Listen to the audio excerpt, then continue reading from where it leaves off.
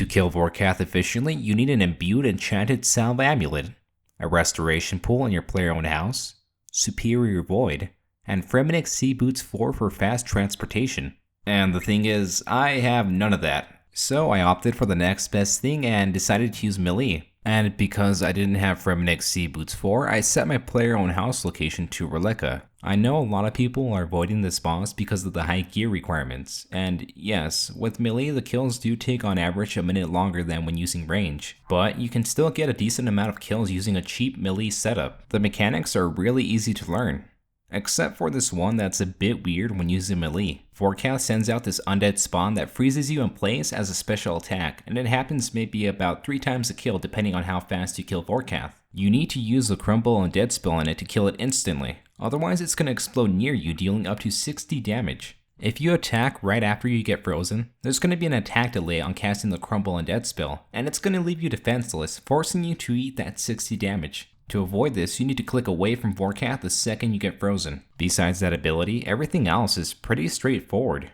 Even learning how to avoid the fireballs during the acid phase isn't as bad as it looks. I even got to the point where I could easily get 2 kills a trip. Even if my Bando's Godsword special attack didn't hit, I still wouldn't have a problem killing Vorkath. Strangely enough, I was having a problem where I was bringing too much food, as ever since Vorkath was buffed to give an additional roll of the standard drop table, you're always going to get a guaranteed 5 to 6 item drop from 1 kill, 2 blue dragon hide, 2 superior dragon bones, and 2 rolls of the standard drop table. Vorkath can also drop his head, which you can use to make an upgraded version of the Ava's accumulator, a skeletal visage that creates a dragonfire ward, and a dragonbone necklace that restores prayer points when bones are buried. It does have other unique drops like dragon bolts or the jar of decay, but those aren't worth as much. Okay, so let's go ahead and move on to the loot.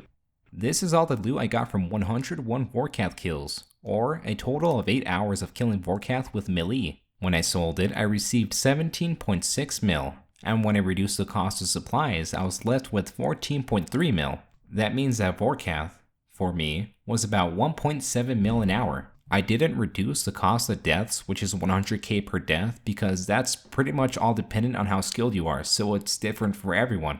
I will say though that I died 16 times at this boss, making me lose 1.6 mil. If you're adept at PvMing and you can do things like the Inferno or solo raids, you don't have to worry about dying at this boss. Now I know a big question is, how does this compare to Zulrah? So Zulrah with medium to high tier gear is about 1.8 mil an hour, while Vorkath with melee gear is 1.7 mil an hour.